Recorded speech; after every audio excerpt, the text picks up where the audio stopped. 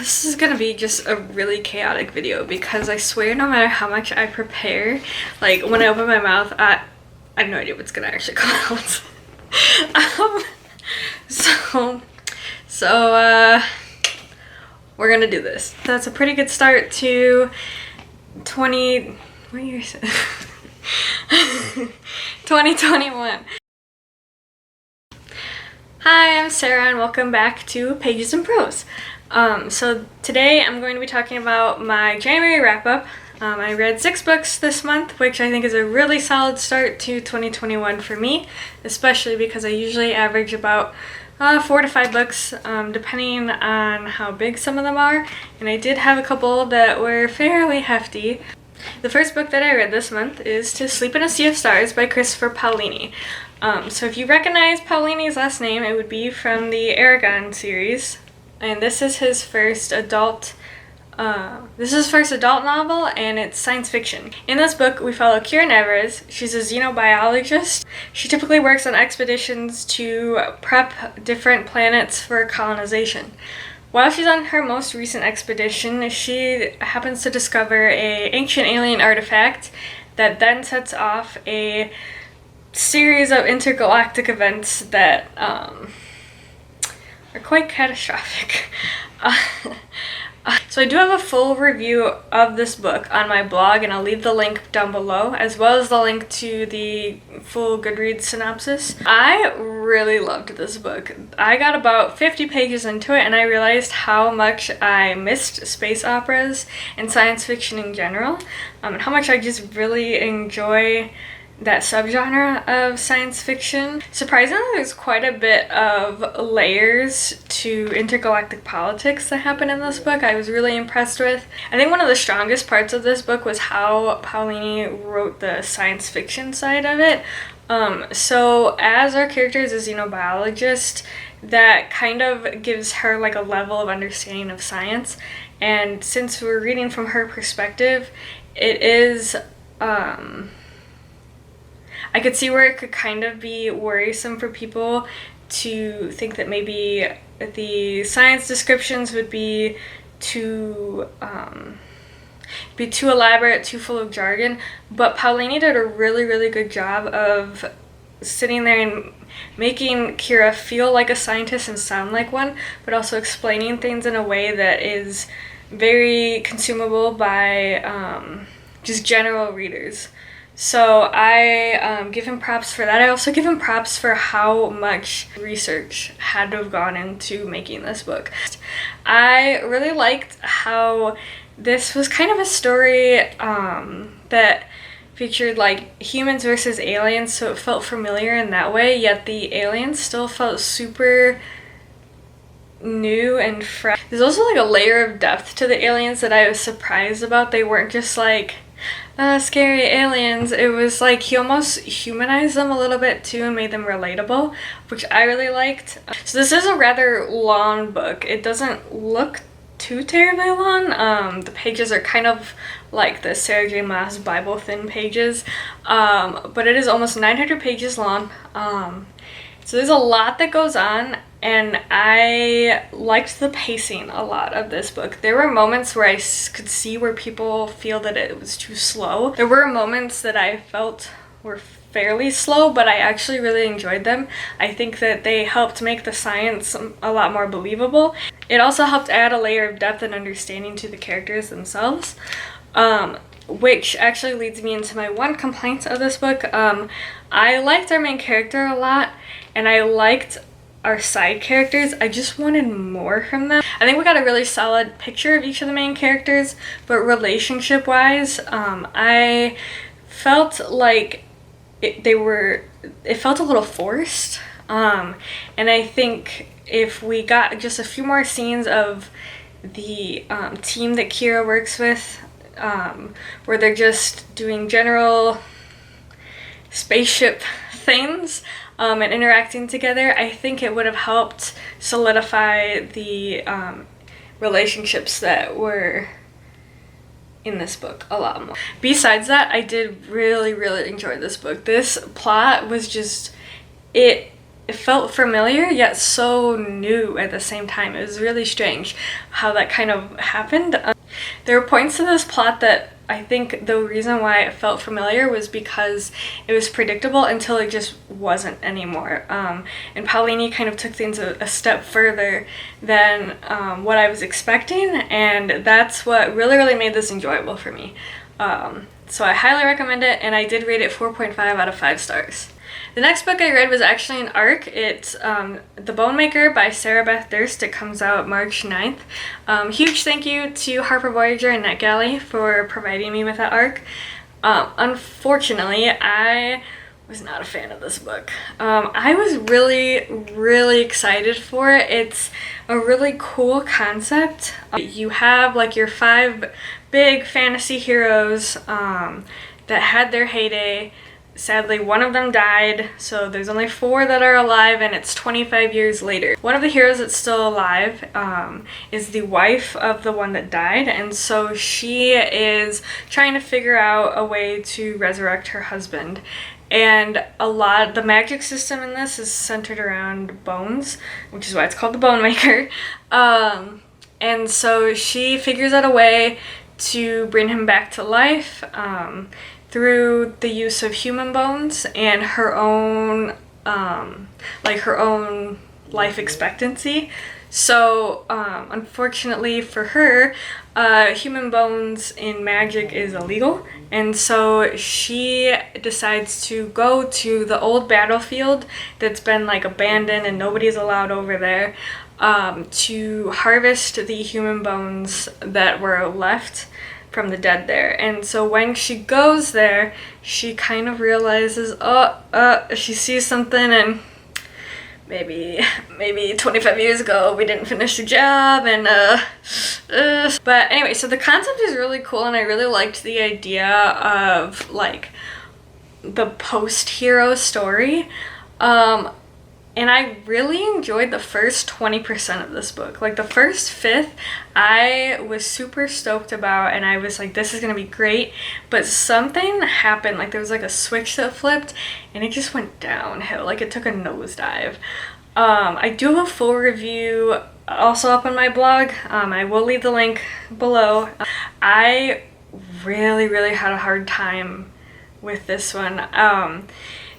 There was a lot of banter and humor, which I enjoyed until I didn't anymore. Like it just, in the beginning, it fit and it felt comfortable and it felt normal and natural between the characters, but then we got to a point where it just kept happening and it kept feeling very forced and in moments that it didn't make sense to have it in.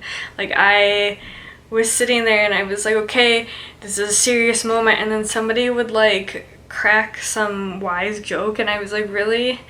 This doesn't make any sense. Like, why are you acting this way? Like, this isn't funny. And it just like really ruined the mood of the story for me.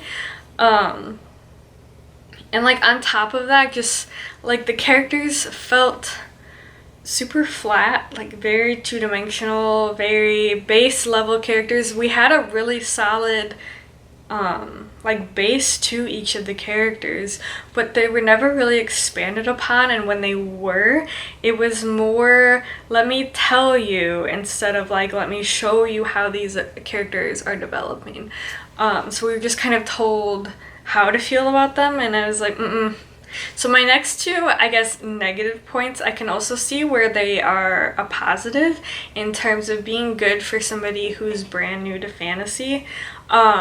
So I did not like the world building, and I did not like the level of simplicity to the plot. So the world building was like non-existent. Like it started out really good. In that first fifth, I got a pretty decent picture of like what should have been built into, but then it was never elaborated on. Nothing really progressed from it. What world building there was felt really generic. It also felt super surface level.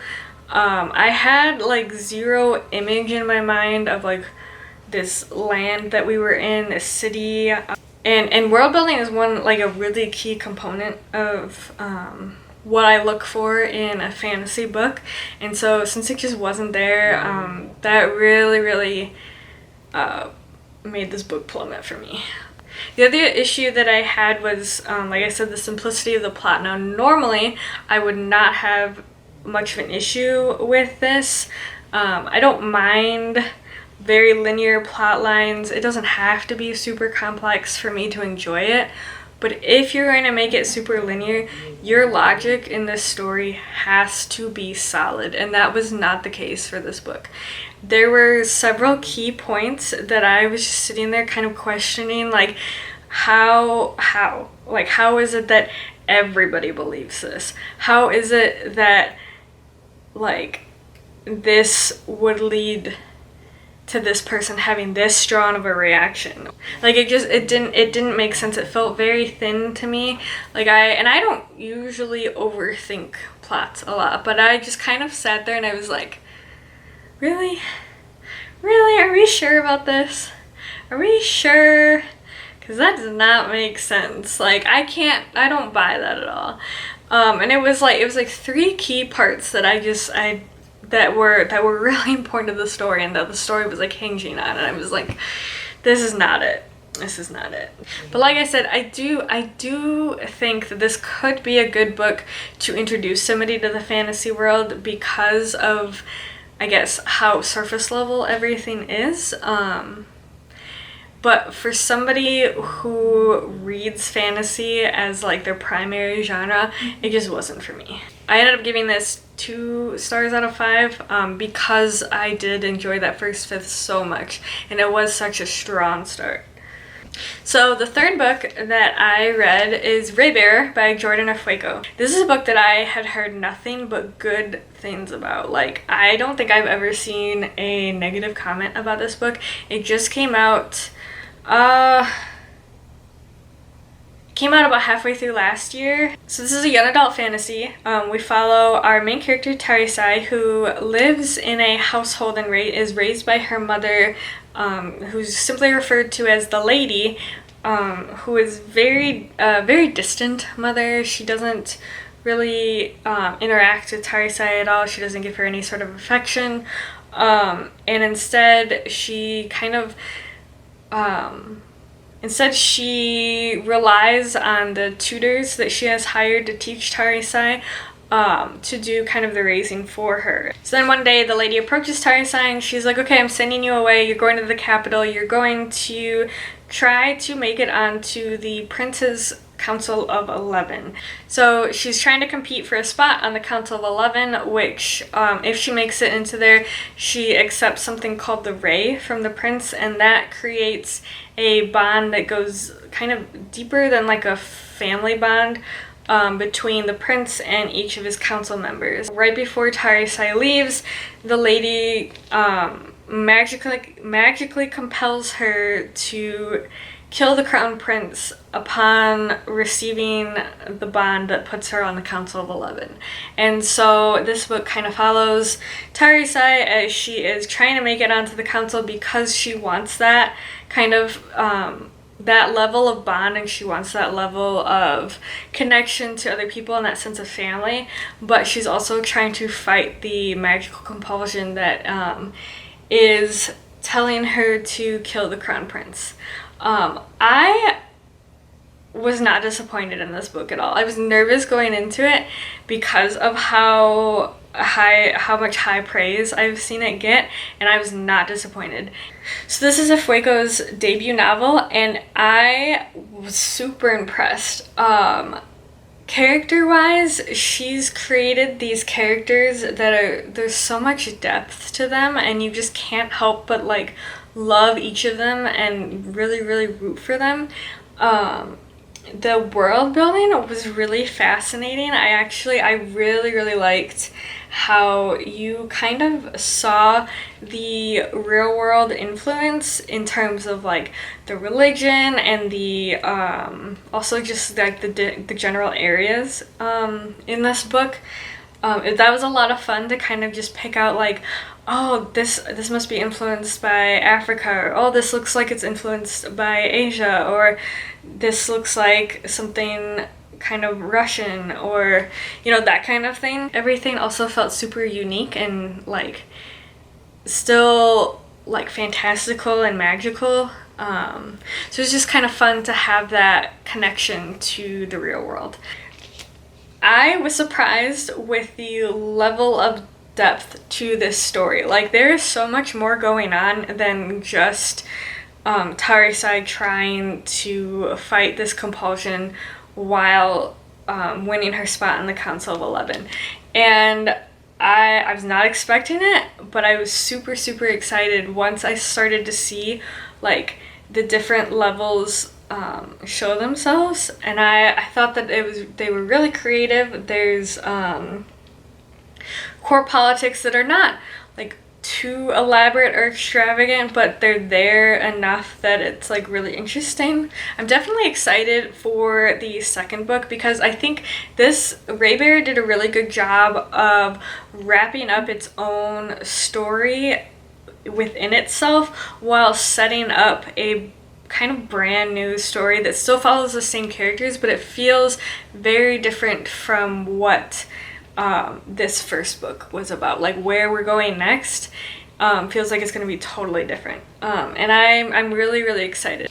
My one complaint about this book is that we don't really get a solid picture of all of the council members. We get a really good image of Tarisai, two of the other council members, and the crown prince, and then we get kind of a vague image of a couple of the other council members, and then the rest of them are just kind of names in the background. And I'm hoping that maybe the second book will expand upon them even a little bit more, but I was really, really hoping to get a better picture, at least like a general image of each of the council members, considering that they're each from one of the 12 different regions of the world that we are in, and I wanted a better picture of each of those regions, just because I did have such a good time when we did get to explore some, like, I think we spent time in like 3 different regions, and I really, really wanted to get a general understanding of the other ones. This is a short book though, so I understand where we couldn't really get good enough detail of each region with the limited page number that we have. So I am hoping that we get a better image of not only those characters but more of the world in the second book. So I rated this 4.5 out of 5 stars, and I have a little bit more of an in-depth review on my blog, and I will have that linked below. So the fourth book that I read this month is Restless Slumber by KJ Sutton. This is the second book in the Fortuna Sworn series. And this series is a dark fairy romance. We follow Fortuna, who's a nightmare, and as a nightmare, she's able to just like touch somebody, like touch their arm or whatever, and have an understanding of what their fears are, and then be able to create like hallucinations for them of their fears. So she's one of the last nightmares in existence, and when we start the book, she is living among humans, and we find out that her brother has been missing for 2 years. He just up and disappeared one day, and she's been kind of on a cold trail looking for him, but still has hope that he's alive. And one day, a Fey man appears and says that he has information on where her brother is, but will only help her if she agrees to marry him. So that's where Fortuna Sworn, the first book, starts, and from there it really takes off into a very fast-paced, intense story. And so the second book I was really excited for because I really enjoyed how the first one ended up playing out and how it ended. I was actually really surprised on what direction this book ended up going in. So it kind of veered off from the plot that I thought we were going to continue following. But while doing that, it really expanded the world a lot. I did really appreciate this though, because I feel like it was kind of like a side plot kind of like one of those like side quests in a video game that just ends up taking up way more time than what you thought, but you really, really enjoyed it before you end up circling back to the main quest. And I think that this really added a lot of depth to some of our characters, and I think that that's going to come in handy a lot when we go back to the main plot line. This book, it also took like this crazy turn that I was not expecting. Like, I sat there while I was reading this and something like this big event happened and I was like, no, there's no way. And so I, like, normally when I would have been like freaking out and super upset by this event, I was like in shock and not believing it until pretty soon, like 20 pages later, I hadn't gotten a just kidding, this didn't really happen, made you think that it did, but no, that never happened. And I was like, oh, we were for real. Oh, maybe what? We were for real? Okay, this hurts. This hurts a lot. And then it decided to just hurt me even more by having a character react a certain way. So I'm trying not to spoil it, but that event that I like didn't think was actually gonna happen, and then it did, and it stayed that way. The next event, like the what a character decided to do next, took another turn that I was not expecting, and it was also very, very sad. But that one was like, it was like, okay, this is like actually happening, and it was rough. It really hurt. I know this doesn't, like, I feel like I'm doing a horrible job explaining this, but I can't tell you because this is literally the end of the second book, and there'd be so many spoilers. It was so good, and I am really scared for how Deadly Dreams turns out. I'm really looking forward to it though, because I think with the way that this book ended, not only with what we learned of the characters and what we got from them and the development of kind of like the relationship developments between some of the different characters and then kind of their interpersonal developments, I think that this next book is going to just hit even harder. So I ended up giving this 5 out of 5 stars because I absolutely loved it. Like, it was so good. So the 5th book that I read this month was The Winter of the Witch by Catherine Arden. This is the 3rd book in the Winter Night trilogy. The first book being The Bear and the Nightingale. That one's the most recognizable title. And this is a historical fantasy novel. It takes place in Russia. I actually don't know the time period that this takes place in, but it's right at the time where Christianity is really getting a foothold in Russia. So, that actually plays a big part in this trilogy. So since this is the 3rd book, I'm just going to kind of give you the synopsis of The Bear and the Nightingale. So we follow Vasya through all 3 of these books, but in the first one, we follow her from her birth up until she's about like 16, I think. And she lives in a little village way up in northern Russia, and she can see the little household spirits and the forest spirits of kind of like of old Russian folklore and myths. So she can see them and she can interact with them, but nobody else can. So Vasya grows up and she can see these creatures, these spirits, both household and forest spirits, and pretty soon her father remarries, and her stepmother comes in and forbids anybody from paying tribute to any of the household spirits. And when that happens, they kind of start disappearing and dying off. And then there's kind of this evil entity that starts making its way out from the forest into the village.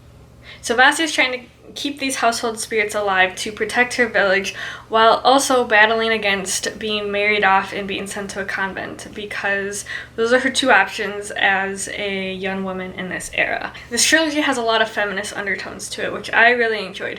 If you want a strong female character, pick this trilogy up because Vasya is like about as tough as it gets. Like, she's really, really tough. She is really headstrong. She, you know, she's kind of is like, yo, I don't want to be married. I don't want to go to a convent.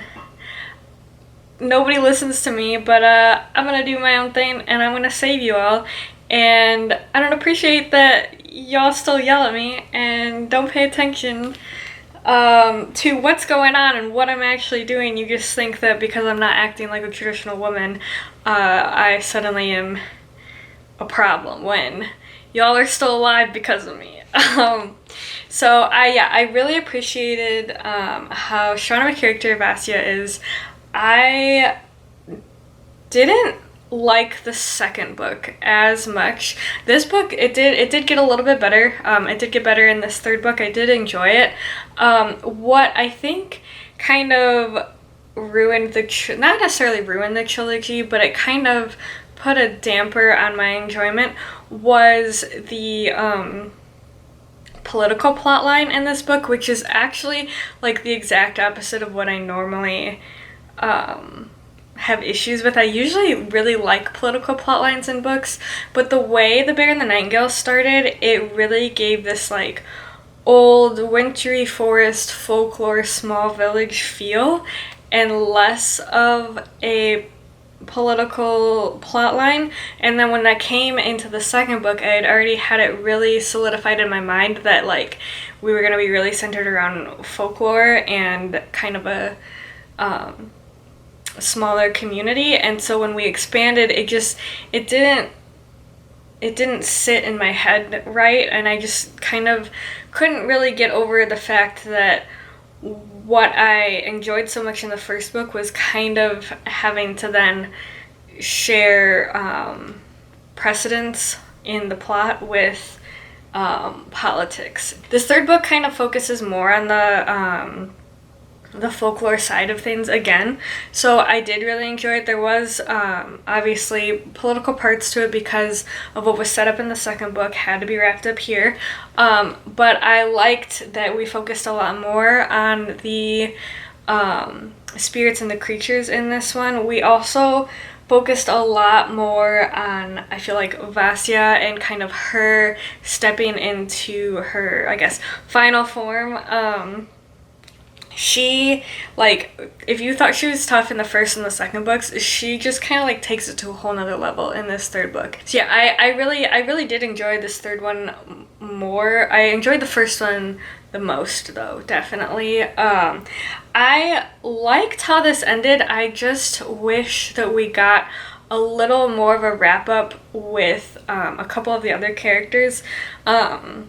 There was one in particular that I really wanted to see kind of make one last appearance in the end, and kind of have her story given like a little more of a solid conclusion. It was inferred based on like discussions from early in the book, but I just really wanted one ending scene with her, and I also really wish that Vasya got to go back and visit a couple of her family members from the first book. It was discussed, it was mentioned that she wanted to go see them, and I was like, oh yes, I really want like an ending scene where she goes to go visit them again and kind of reunites with them, and then it never happened, and I was kind of sad about that. But overall, in the end, I did really enjoy how it ended. I think it ended in a way that I actually wasn't expecting, considering how the first book ended, and then kind of what this one was gearing towards, and then it kind of took a twist that I really liked, and so I ended up giving this 3.5 out of 5 stars. I do definitely recommend you to at least read the first one, but if you do like political plot lines and you go and you know that that's going to come up in this book, definitely continue the series. So the last book that I read this month is actually not a fantasy book. What? I read books other than fantasy? What? Yeah, I do. I do. I don't. I've been really bad lately of diversifying my genres, but I've been trying. I swear I've been trying. But fantasy definitely takes preference. Um, but anyway, so this last book is a thriller, and it is The Wife Upstairs by Rachel Hawkins. So this is a Jane Eyre retelling, and it follows Jane as a dog walker in present day, just modern day. And she's a dog walker in this really, really ritzy neighborhood. She herself being poor and kind of has like a pretty sketchy past that you don't really find out much about until later in the book. Like right from the get-go, you kind of get an idea that she's got a bit of a criminal past with these urges to like thieve and things like that. But she meets Eddie Rochester while she's walking dogs, and his wife had died about 6 months ago, but they kind of really hit it off. So they hit it off really well, and Jane, while she's like falling for him, is also really gunning for integrating herself into this rich neighborhood and this ritzy lifestyle. But while they are, their relationship is forming, there's kind of your neighborhood drama, and then there's Jane's past that's kind of coming to light and catching up with her, and then you kind of start to wonder, is Eddie's past like what we think it is, and what's going on? There's just a lot of drama in this book. There's a lot of rich people drama. It's very much a domestic thriller.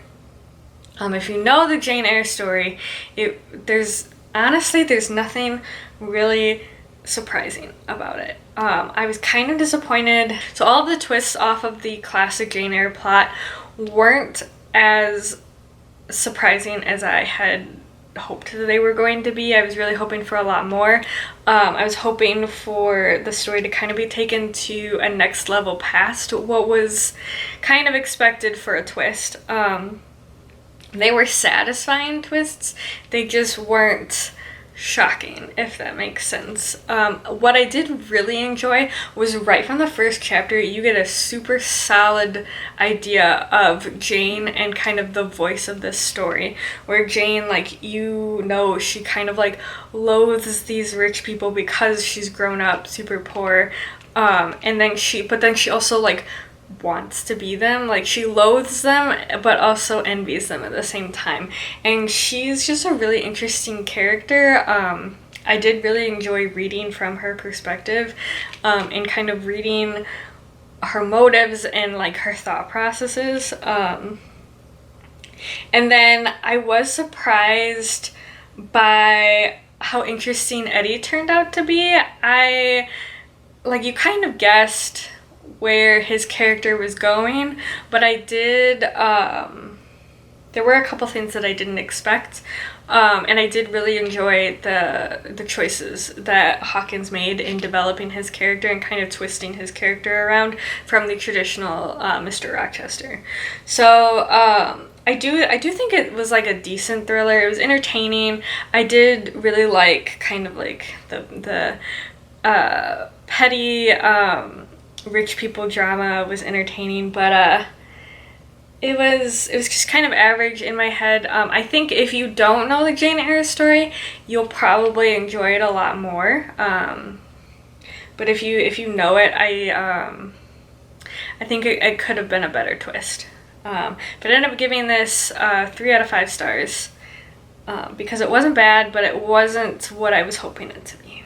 So these are the books that I read in January, minus Restless Slumber and The Bone Maker. I had a pretty solid month of reading. I think it was a really good start to the year. I had most of my, I think that there was really only the one that I was really disappointed in. Everything else I was either satisfied or just my expectations were exceeded. So I am overall really happy with my reading month of January. Thanks for taking the time to watch this video. I really appreciate it. I would love to hear what you read in January. If you've happened to read any of these books, I'd love to hear your thoughts on them. I hope that you consider sticking around, and I hope that you have a great morning, afternoon, evening, night, whatever it is, wherever you are in the world. Have a great one, and I'll see you later. Bye!